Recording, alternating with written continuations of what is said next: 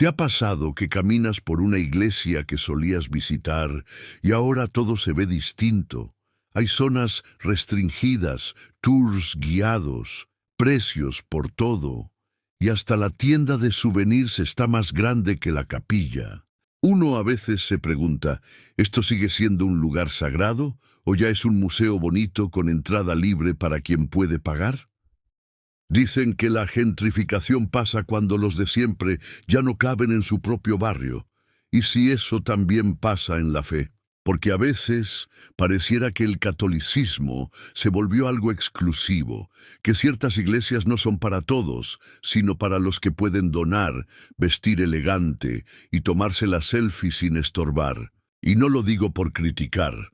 Lo digo porque duele, porque muchas personas crecieron buscando a Dios en un templo humilde, y ahora sienten que ese lugar ya no les pertenece.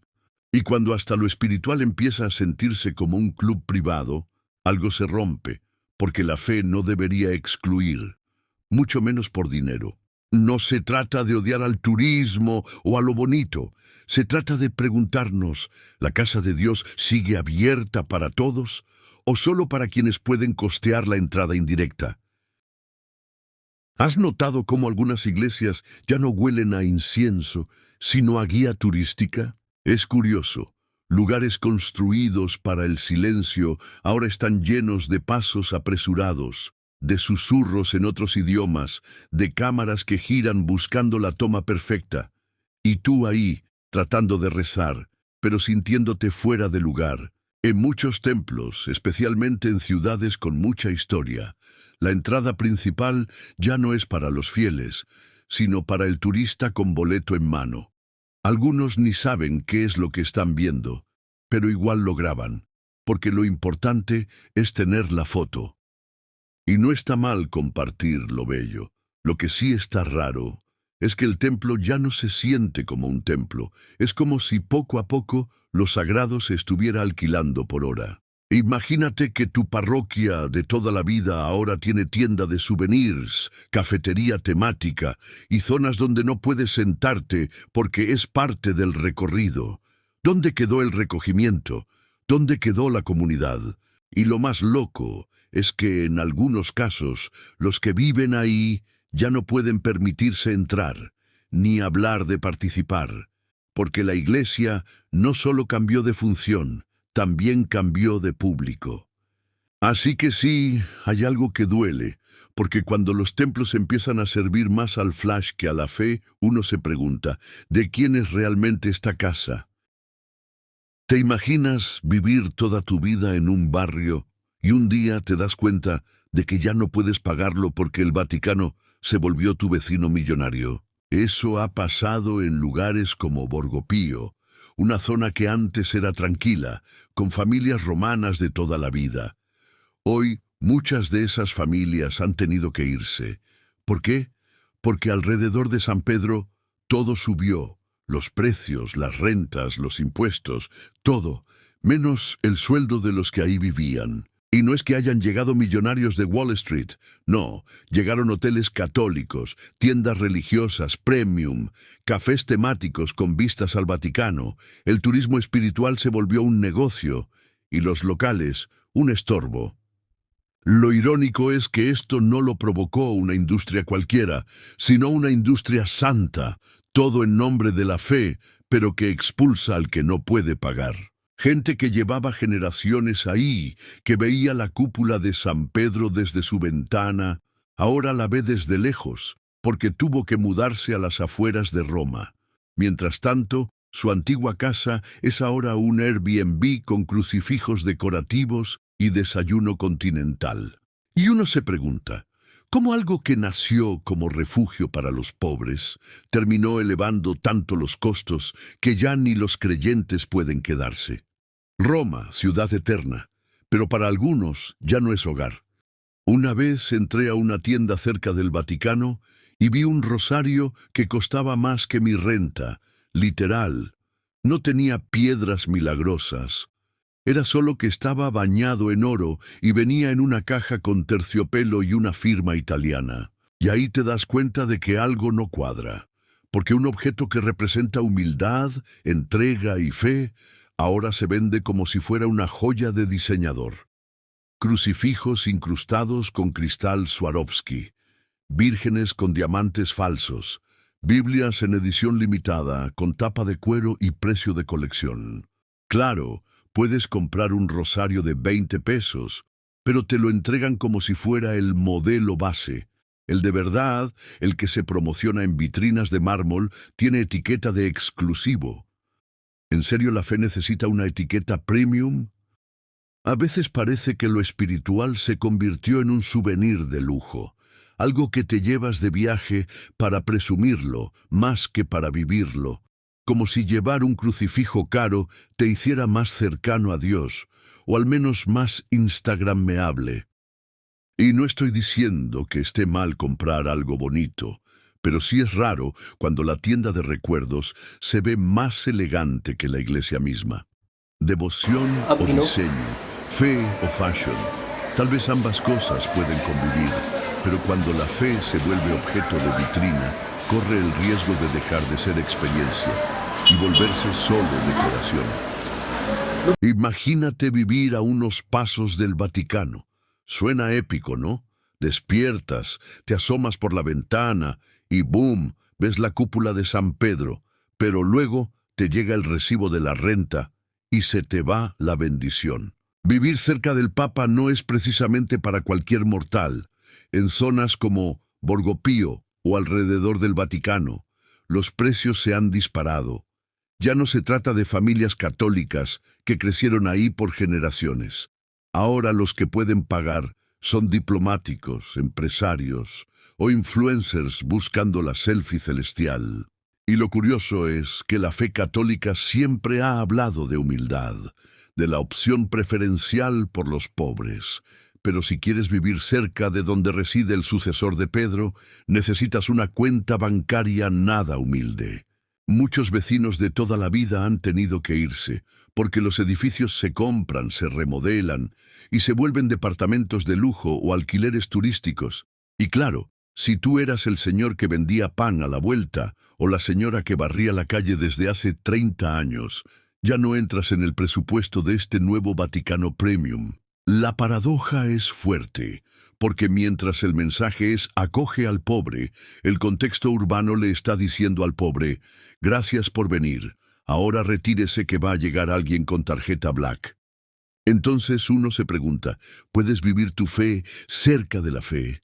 Porque en estos barrios sagrados parece que la religión no solo se reza, también se renta. Te metes a una app de hoteles en Roma y empiezas a ver los nombres. Santa Teresa Luxury Suites, San Pedro Boutique Hotel, Residenza Angelorum. Y uno piensa, ¿estoy buscando hospedaje o reservando mi canonización? El turismo de fe se ha vuelto una industria, pero no cualquier industria, ¿eh? Aquí no basta con cama y desayuno. Te venden experiencia espiritual, habitaciones con vista al Vaticano, decoración con frescos, incienso en el lobby y hasta misal en la mesita de noche. Y uno diría, bueno, está bonito, ¿no? Pero claro, hasta que ves los precios, porque eso de dormir cerquita de los santos te sale más caro que un retiro espiritual en el Himalaya. El punto es que esta mezcla de religión y turismo ha creado un mercado premium. No es que esté mal descansar después de peregrinar, obvio, pero a veces se siente que la fe se convirtió en paquete turístico. Incluye crucifijo, desayuno continental y entrada anticipada a misa. Y lo más loco, algunos de estos hoteles están en edificios que antes eran conventos, casas parroquiales, espacios donde se servía a los demás. Ahora sirven capuchino con arte latte. Entonces uno se pregunta, ¿se trata de fe o de branding? Porque parece que si quieres acercarte a Dios en Roma, primero tienes que pasar por la recepción del hotel y deslizar la tarjeta. ¿Sabías que el Vaticano tiene su propio banco? Sí, como lo oyes, con bóvedas, inversiones, cuentas internacionales y todo. No es una sucursal de fe, es una institución financiera de verdad. Y mira, Uno no espera que la iglesia funcione con estampitas. Claro que necesita dinero. Pero lo que muchos no saben es que su estructura se parece bastante a la de una empresa multinacional. Tiene bienes raíces, acciones, empleados en nómina, contadores, abogados, hasta oficinas de relaciones públicas. ¿Y qué propiedades tiene? Pues no solo la Basílica o el Vaticano como territorio, también edificios en Londres, apartamentos en Roma, inversiones en empresas, terrenos por todo el mundo. No lo digo yo, lo han revelado periodistas y hasta documentos internos. Entonces te preguntas, ¿en qué momento una institución que predica la pobreza terminó manejando portafolios de inversión? Otra cosa que pasa es que esa estructura financiera no siempre es tan clara. A veces hay escándalos, a veces hay reformas internas, y aunque han intentado ser más transparentes en los últimos años, todavía hay muchas preguntas sin respuesta. No se trata de atacar, pero sí de pensar cuánta distancia hay entre la iglesia de los pobres y la iglesia que opera como una corporación global. ¿No te parece una contradicción enorme? La iglesia siempre ha dicho que es de los pobres, que su misión es estar con los que sufren, con los humildes, con los que no tienen nada. Pero si uno camina por los alrededores del Vaticano o por muchas catedrales importantes en el mundo, ¿dónde están esos pobres? Porque algo está pasando. Las zonas que antes eran accesibles para todos, donde los creyentes del barrio iban a misa de diario o pasaban a rezar un rato, ahora están llenas de cafeterías gourmet, hoteles con nombres de santos y tiendas que venden crucifijos como si fueran joyas de diseñador. Y no es que esté mal que los espacios se modernicen, pero cuando esa modernización expulsa a los más pobres, cuando ya no hay rentas accesibles cerca del templo, cuando los indigentes son invisibilizados para que no molesten al turismo religioso, ahí algo ya no cuadra. ¿Cómo puedes predicar sobre Jesús pobre, caminando con los marginados, si la comunidad que hoy rodea el templo está hecha solo para los que pueden pagar? Muchos fieles han sido desplazados sin siquiera darse cuenta. Ya no encuentran espacio en una iglesia que, sin decirlo, parece estar reservada para quienes pueden pagar por una experiencia religiosa premium.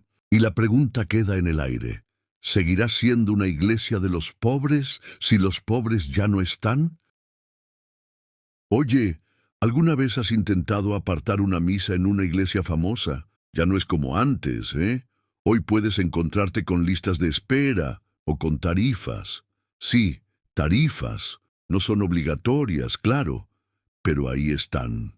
Y si hablamos de bodas, bautizos o primeras comuniones en basílicas importantes, la cosa se pone seria.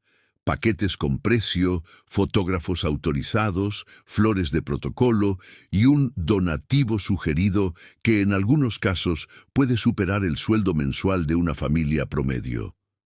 Y lo entiendo, hay costos, hay logística, pero ¿en qué momento la experiencia espiritual se convirtió en un producto premium?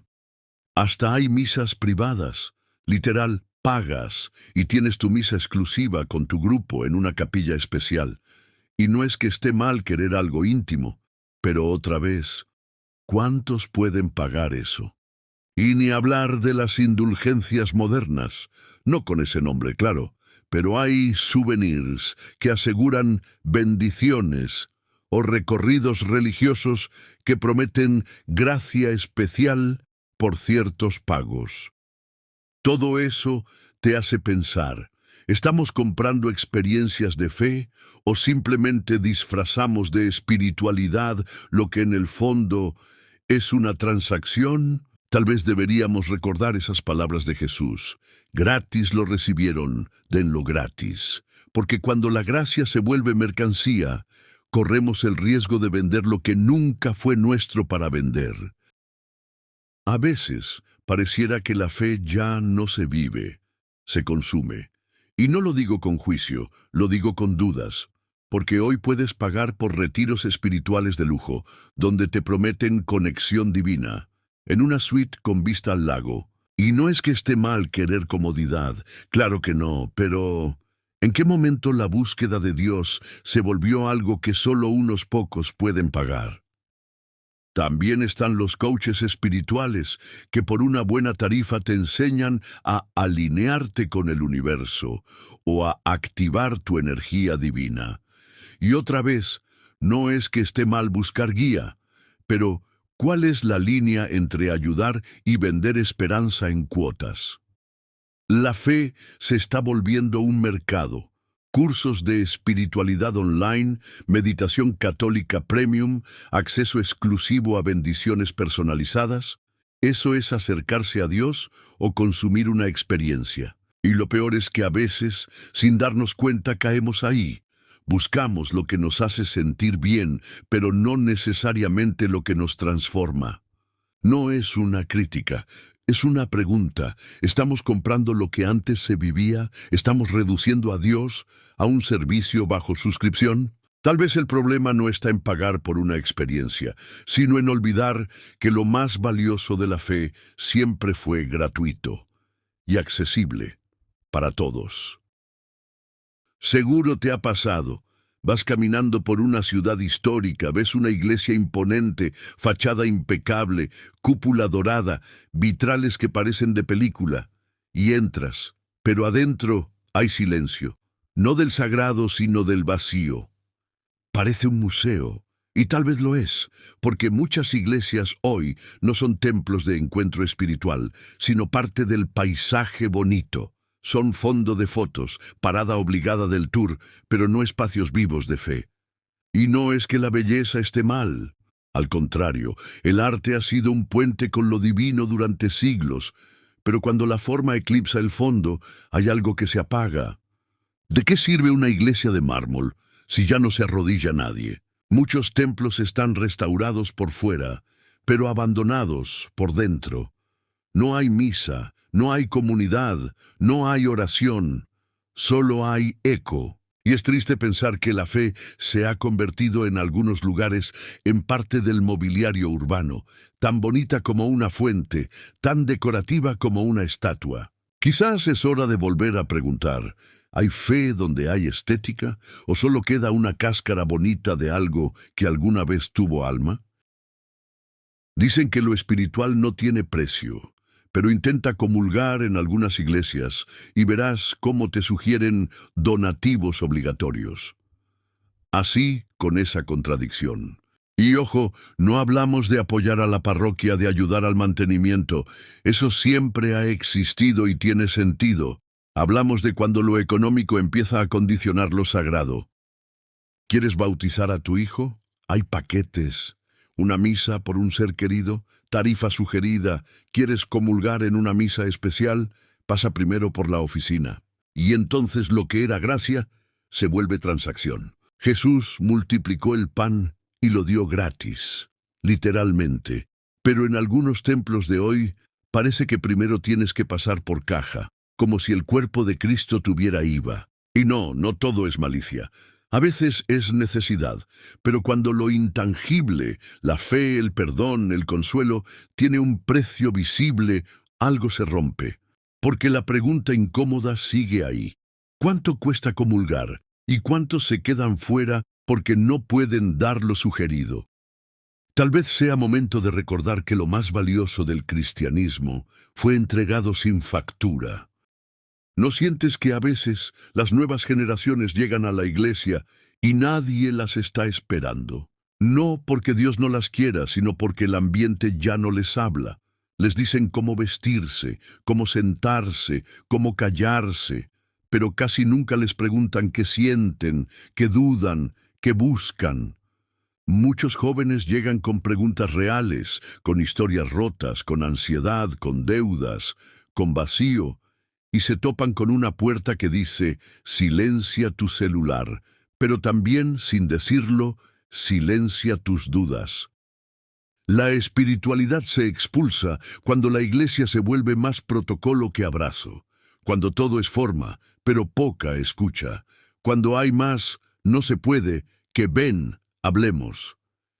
Y súmale algo más: los templos caros, las zonas gentrificadas, los retiros premium, las ceremonias con donativo sugerido. Los jóvenes que apenas pueden pagar la renta difícilmente podrán pagar una experiencia espiritual. Entonces, ¿qué hacen? Buscan en otro lado, en internet, en terapias, en meditaciones alternativas, en comunidades pequeñas donde, al menos, alguien los mira a los ojos y les dice: cuenta tu historia. La paradoja es dolorosa. Una iglesia que dice ser para todos, pero que en la práctica muchas veces no tiene lugar para los que no encajan, no pagan, no visten, no hablan como se espera. Y no es que los jóvenes no crean, es que no se sienten bienvenidos, no sienten hogar, sienten trámite.